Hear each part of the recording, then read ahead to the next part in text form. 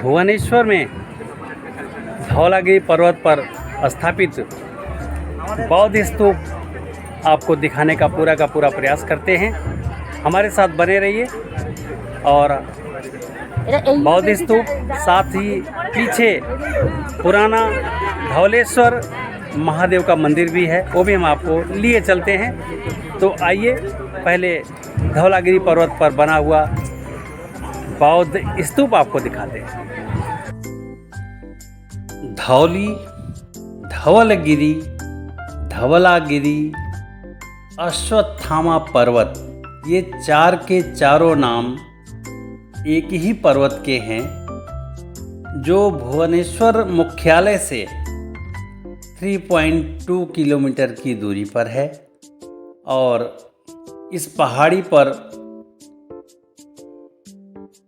अश्वत्थामा नाम के महाभारत के भी पात्र यहाँ रहते रहे, उनके नाम पर इसका नाम अश्वत्थामा पहाड़ी भी पड़ा। और इस पहाड़ी के तलहटी में दया नदी बह रही हैं, जिसका उल्लेख मैं कुछ देर बाद करूंगा। धवल रंग के स्तूप दूर से ही हमें प्रभावित करती जा रही है, और वहाँ की शांति और सन्नाटे की भी एक आश्चर्यजनक आवाज़ और वहाँ की पवित्र ऊर्जा की उपस्थिति हमारे मन को आश्चर्य से भर रही है। ऐसा इस धौली स्तूप या इस शांति स्तूप का प्रभाव मेरे मन पर पड़ा। आप भी आएंगे तो ज़रूर इसी प्रभाव को यहाँ पर अनुभव करेंगे। कुछ समय अंतराल के बाद इस 25 फीट ऊंचे स्तूप के सामने हम जा खड़े हुए, जो श्वेत पत्थर से बना है, साथ ही गोलाकार, और इस गोले के शीर्ष पर एक चौकोर गुंबद है।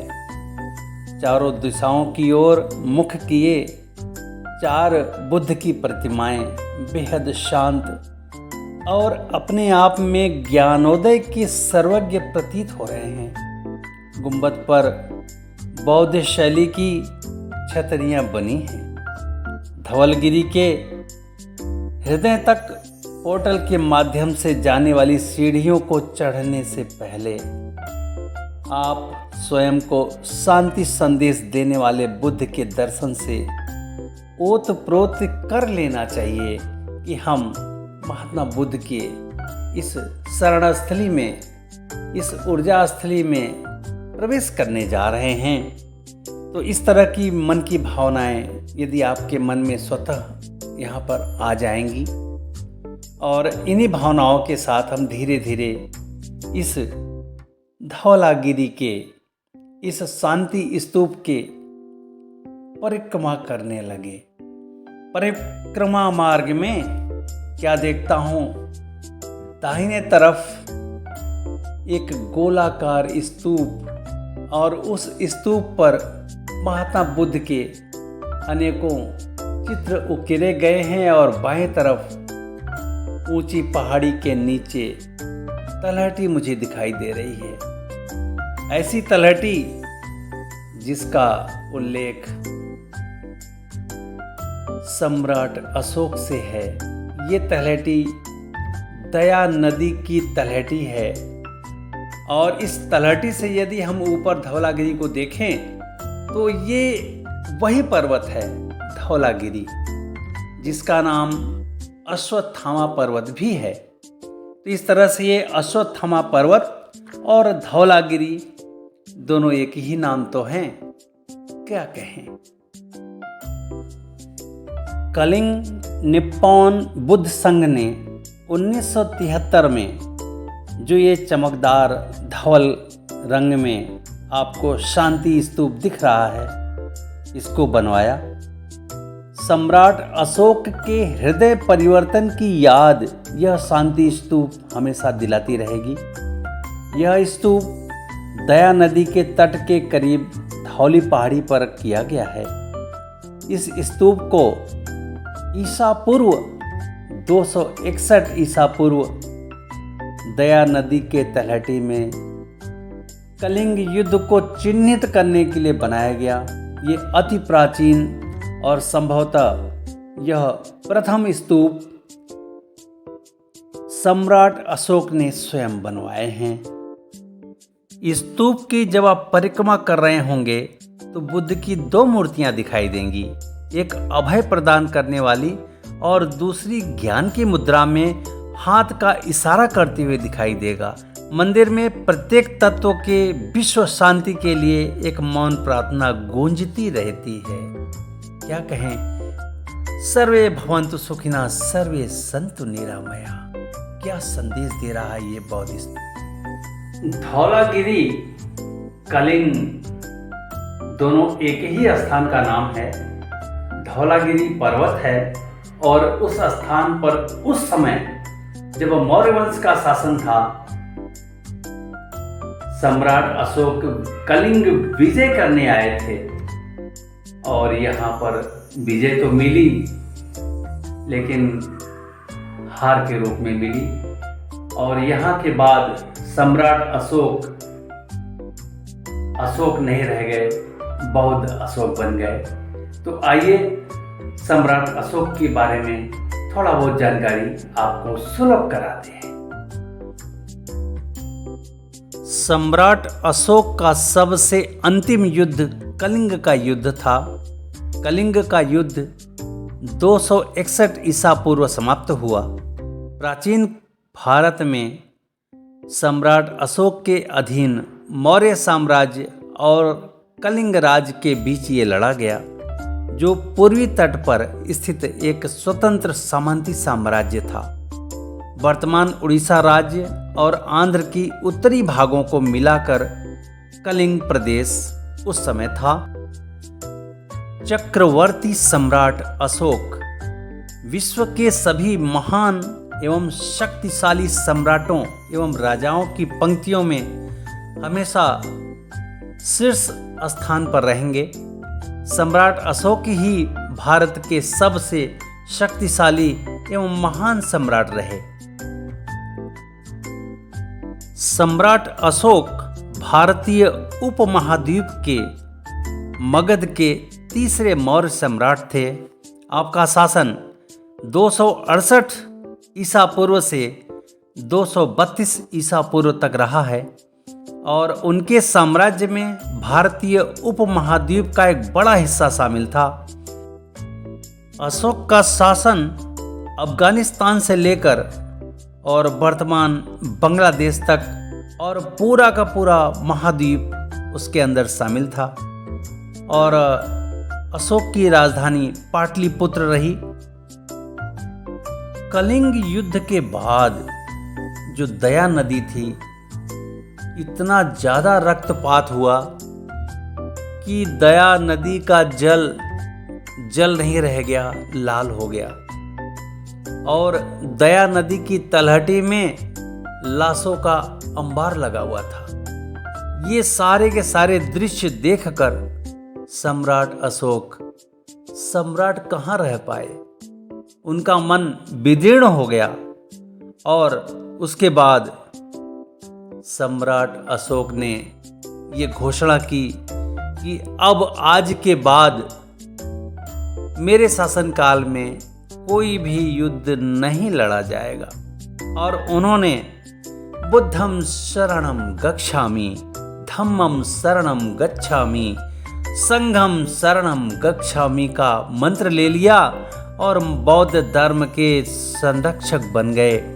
प्राचीन एशिया में बौद्ध धर्म के प्रचार प्रसार में आपने बहुत महत्वपूर्ण भूमिका अदा की। साथ ही साथ उन्होंने श्रीलंका में देवी महारानी करुआ की और पद्मावती, महारानी संघमित्रा और महारानी तिष्य रक्षा, इन सब को उन्होंने बौद्ध धर्म के प्रचार प्रसार में लगाया। साथ ही साथ उन्होंने प्रिंस महेंद्र, राजकुमारी संघमित्रा, प्रिंस तिवला और प्रिंस कुणाल और राजकुमारी चारुमती को भी बौद्ध धर्म के प्रचार प्रसार में उन्होंने लगाया। तो ऐसे रहे चक्रवर्ती सम्राट अशोक, जो मौर्य वंश के तृतीय शासक रहे, और ये हमारे भारतीय परंपरा की अमूल्य निधि है। चलिए, अभी हमने सम्राट अशोक के बारे में बहुत कुछ बताया। इसके बाद हम आपको वो जगह लिए चलते हैं जहां कलिंग युद्ध के बाद सम्राट अशोक ने अति प्राचीन धवलेश्वर महादेव का पूजा अर्चना किया, और साथ ही साथ हम आपको वो धवलेश्वर महादेव लिए चलते हैं और वहाँ धवलेश्वर महादेव से आपको मिलाते भी हैं, दिखाते भी हैं और उनके दर्शन भी कराते हैं। ओम नमः शिवाय। आप धवलेश्वर महादेव के प्रांगण को देखिए और इस प्रांगण के नीचे तलहटी का आकलन कीजिए। साथ ही साथ धवलेश्वर महादेव का शिवलिंग अति प्राचीन है, सम्राट अशोक द्वारा पूजित है, और ये मंदिर सम्राट अशोक द्वारा बनवाया गया अति प्राचीन मंदिर है। लेकिन शिवलिंग सम्राट अशोक के पूजा करने के बहुत पहले से ये विराजमान है, और ये धौलागिरी से मुश्किल से 300 मीटर पीछे साइड में बना हुआ है। और दूसरी तरफ से आते हैं तो पहले धवलेश्वर महादेव पड़ेंगे, बाद में धौलागिरी आएगा, और फ्रंट गेट से आएंगे तो धौलागिरी, और उसके बाद धवलेश्वर महादेव का दर्शन आपको करने को मिलेगा। तो आइए धवलेश्वर महादेव का दर्शन करते हैं और उसके बाद फिर हम आपको दोबारा से ज्वाइन करेंगे।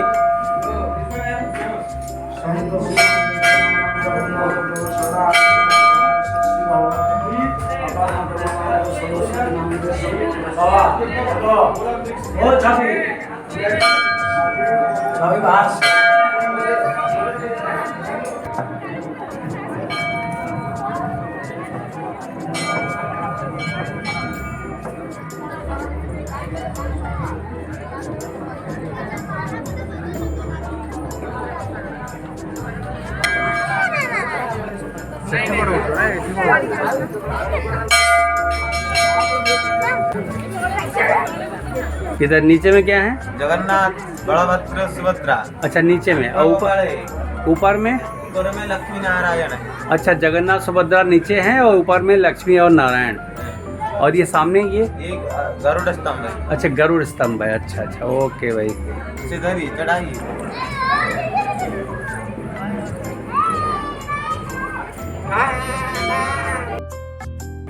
पौराणिक नाम धौलागिरी, और यहीं पर अति प्राचीन शिवलिंग सम्राट अशोक द्वारा पूजित, ये हमारे पीछे मंदिर देख रहे हैं आप, इस मंदिर का नाम है धवलेश्वर महादेव मंदिर।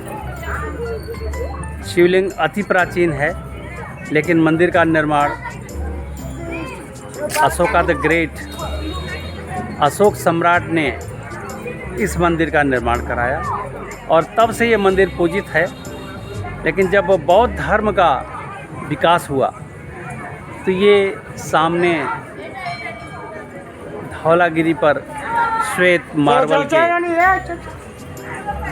स्तूप महात्मा बुद्ध को लेकर बनाया गया। तो ये अभी आप जो देख पा रहे हैं, ये धवलेश्वर महादेव मंदिर और धौलागिरी पर बुद्ध स्तूप है ये। तो चलिए किसी और मंदिर में चल के आपको ज्वाइन करते हैं। लिंगराज मंदिर भारत के उड़ीसा प्रांत की राजधानी भुवनेश्वर में स्थित है, और यह भुवनेश्वर का मुख्य मंदिर है। इस नगर के प्राचीनतम मंदिरों में इसकी गिनती होती है। भगवान त्रिभुवनेश्वर अर्थात शिव को समर्पित यह मंदिर है। इस मंदिर में ऐसा बताया जाता है कि वर्तमान मंदिर का जो स्वरूप है वो ययाति केशरी नाम के राजा ने बनवाया था। ययाति संभवतः है वंश के राजा रहे। उन्होंने इसे 11वीं शताब्दी में बनवाया। यद्यपि इस मंदिर का वर्तमान स्वरूप 12वीं शताब्दी में बना, किंतु इसके कुछ हिस्से 1400 वर्ष से भी पुराने हैं। अर्थात यह मंदिर का वर्णन 6ठी शताब्दी के लेखों में भी आता है। ये अति प्राचीन मंदिर है। 12 ज्योतिर्लिंग में से एक ज्योतिर्लिंग भी इसे माना जाता है। तो बोलिए भगवान लिंगराज की जय।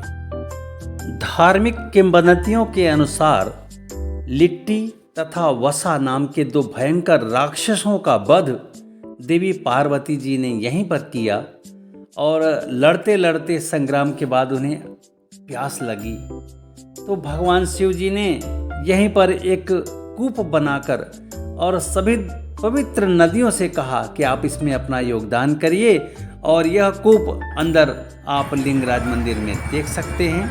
बोलिए लिंगराज भगवान की जय।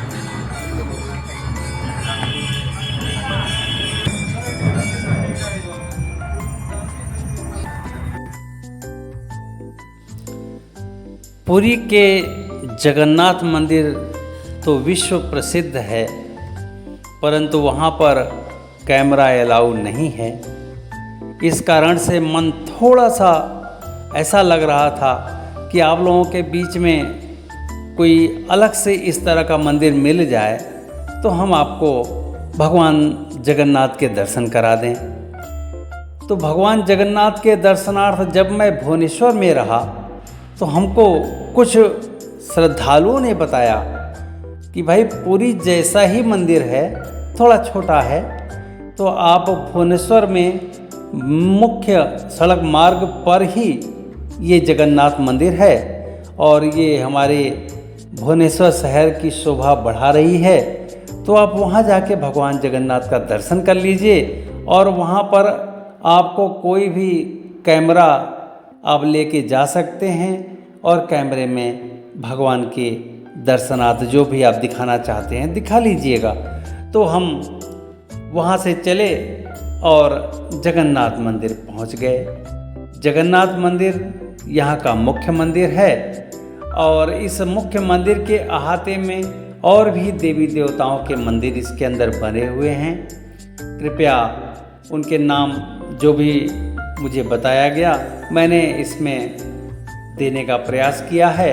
साथ ही साथ भगवान जगन्नाथ के दर्शन आप करिए और इसके बाद पुरी के कुछ अंश हम आपको ज़रूर दिखाएंगे और हो सकता है हम भगवान जगन्नाथ के दर्शन भी आपको उस ब्लॉग में कराने का प्रयास करेंगे जो हमें सुलभ हो पाएगा।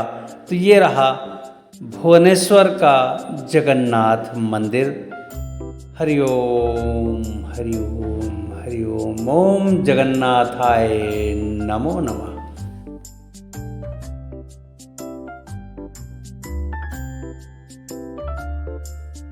आपने हमारे साथ साथ इस भगवान जगन्नाथ मंदिर में भगवान जगन्नाथ का दर्शन भी किया। काफ़ी देर से ब्रेकफास्ट लेने के बाद हम लोग निकले थे और ऐसे ही घूम घाम करते करते सायंकाल हो चला था। फिर साथियों की इच्छा हुई, हमारी भी इच्छा हो रही थी कि कोई लाइट रिफ्रेशमेंट मिले तो कर लेना चाहिए। तो हम लोग आपको संभलपुरी चौलाबरी के स्ट्रीट फूड जो यहाँ भुवनेश्वर में बहुत फेमस है वहाँ दिखाने भी ले चलेंगे और उसका हम लोग आनंद भी लेंगे। इससे पहले हम लोग आपको उदयगिरी और खंडगिरी दिखाते हैं और उसके बाद फिर चौलाबरी का आनंद भी आप हमारे साथ लीजिए। तो ये रहा उदयगिरी और खंडगिरी। उदयगिरी और खंडगिरी उड़ीसा में भुवनेश्वर के पास स्थित 2 पहाड़ियाँ हैं। इन पहाड़ियों में आंशिक रूप से प्राकृतिक व आंशिक रूप से कृत्रिम गुफाएं हैं जो पुरातात्विक, ऐतिहासिक और धार्मिक महत्व की हैं। हाथी गुम्फा अभिलेख में इसका वर्णन कुमारी पर्वत के रूप में आता है। ये दोनों गुफाएं लगभग 200 मीटर के अंतर पर हैं और एक दूसरे के आमने सामने हैं। जब आप यहाँ जाएंगे ना तो आपको लगेगा कि अजंता एलोरा जितना ये प्रसिद्ध तो नहीं है, लेकिन इसके निर्माण शैली बड़ा सुंदर ढंग से किया गया है। इसका निर्माण उड़ीसा के उस समय के राजा खारवेल के शासनकाल में विशाल शिलाखंडों को काटकर बनाया गया है। यहाँ पर जैन साधु निर्वाण प्राप्ति की यात्रा के लिए यहाँ रहा करते थे उस समय। इतिहास, वास्तुकला, कला और धर्म की दृष्टि से इन गुफाओं का अति विशेष महत्व है। उदयगिरी में कुल 18 गुफाएं हैं जो आप सामने देख पा रहे होंगे, और खंडगिरी में 15 गुफाएं हैं। कुछ गुफाएं प्राकृतिक हैं, लेकिन ऐसी मान्यता है कि कुछ गुफाओं का निर्माण जैन साधुओं ने स्वयं किया था। ये प्राकृतिक काल में चट्टानों से काट कर बनाए गए जैन मंदिरों की वास्तुकला के नमूनों में से एक है। उदयगिरी गुफाओं में फर्श को पत्थरों की समतल शिलाओं से बनाया गया है। सीढ़ी नुमा पत्थरों पर चलते चलते 18 गुफाओं के दर्शन हो जाते हैं। गुफा संख्या 1 रानी गुम्फा यानी रानी की गुफा है, जो 2 मंजिला है। यह गुफा ध्वनि संतुलन की विशिष्टता के लिए प्रसिद्ध है और ऐसा समझा जाता है कि इसका प्रयोग मंत्रोच्चार के लिए और नाट्य प्रदर्शनों के लिए किया जाता है। यहाँ पर रथ पर सवार सूर्य देवता की मूर्ति देखने लायक है। नीचे वाली मंजिल के दाएं भाग में एक कक्ष है जिसके 3 प्रवेश स्थल हैं। खंभों वाला बरामदा, चतुर्भुज आकार की शिला के 3 ओर से इसकी खुदाई की गई है और दीवारों पर चित्र और बेलें बनाई गई हैं। उदयगिरी और खंडगिरी तत्कालीन राजा खारवेल द्वारा बनवाया गया जैन मुनियों के रहने की स्थली रही है, और यहाँ पर रानी जी उनकी आकर और जैन पद्धति से अपने ध्यान और साधना किया करती रही हैं। तो ये इस प्रकार से खंडगिरी और उदयगिरी भुवनेश्वर में है। जरूर पधारें। क्या क्या डाला हुआ है? चावल बेरी, चावल और बेरी, बेरी क्या? उड़द। अच्छा, बेरी उड़द। अच्छा। और साथ में नमक। खाली चावल डालने से तो बनेगा नहीं ना। हाँ, तो उड़द डालेंगे तो अब बनेगा। अच्छा। बाकी ये अब इसका ये है, अब बाद में ये गोल गोल लगा दिया, और फिर टमाटर की चटनी। चलो भाई, ये संबलपुर का है ना आपका? तो ये चलिए भाई, संबलपुर का ये डिश है चौला बड़ा। ओके, ये बन के अब तैयार हो गया। अच्छा, ये कुकिंग मीडियम क्या है? ये ऑयल किस चीज़ का है?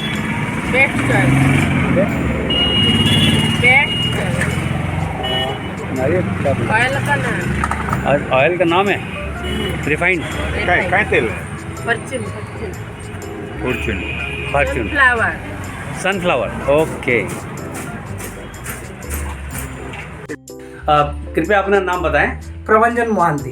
प्रभंजन मोहंती हमारे ये जो है उदयन सुपकर जी हैं। तो चूँकि बहुत संकोची स्वभाव के हैं तो बड़े गुणी जन, लेकिन अपने बारे में कुछ बताने से संकोच कर रहे हैं, तो आप बताइए। नहीं, मेरे बारे से तो वो संकोच नहीं कर रही है। आप बताइए कि इनके बारे में क्या क्या मैं सोच रहा हूँ और क्या आप हैं अपने आप में। देखिए, नहीं मैं क्या हूँ उनको पता है। अच्छा, अब वो क्या है उनके बारे में बताइए। वो क्या है, कैसे मैं आपको बताऊंगा। मैं मेरे सोचने के बाहर है। ये जो पेंटिंग देख रहे हैं इस तरह की, वो इनका ही, ये आपका ही है? हाँ, आपका ये इनका ही। और ये इस तरह के आरती, ये जो आरती है भगवान का जगन्नाथ है और बलभद्र सुभद्रा जी के, ये आरती इनका है। हर टाइम जिसे भी उनका टाइम मिलता है यहाँ आ जाते हैं। क्या स्वागत में हर टाइम उनको स्वागत करता हूँ। क्या बात है। तो ऐसे मनीषी का हम लोग भी नमन करते हैं जी। तो चलिए भाई, धन्यवाद बहुत बहुत प्रबंधन। धन्यवाद। ओके, ये साउंड बंद कर दो। क्या मस्जिद बनने से भारत की बुक में अब बताइए क्या क्या बनाया? ये वाला जो है बैंगन है, आलू है, नहीं ये नहीं बैंगन आलू नहीं, बैंगन आलू ही, ये भिंडी, आलू और टमाटर, ये खटाई है ये, और इसमें अमचूर भी डाला गया है। अच्छा। और ये वाला जो है इसमें आलू है, बैंगन है और कैप्सिकम है। अच्छा। और दोनों सब्जियां जो है इसमें कोई मसाला नहीं डाला है, केवल हल्दी और नमक। और ये बीच में दाल है क्या है? नहीं, चावल के ये तो सुबह की जो हम लोग बाहर से लाए थे, ये दोनों मैंने बनाया है, और ये बाकी चारों तो बाहर का लाया। चलिए हरिओम हरिओम।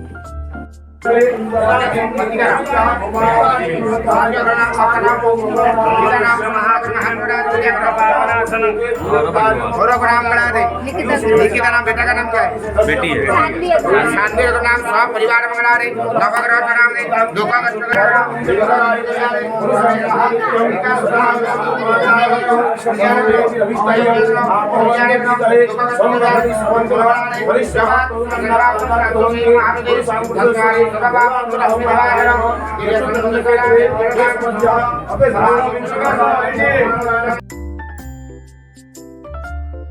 भुवनेश्वर का ये एपिसोड थोड़ा लंबा जरूर हुआ, लेकिन काफी कुछ जानकारी देने का हमने प्रयास किया।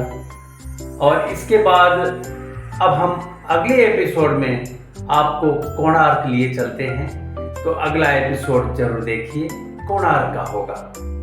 तो चलिए कोणार्क आपको लिए चलते हैं और अगले एपिसोड में उसको हम दिखाएंगे। समय देने के लिए बहुत बहुत धन्यवाद।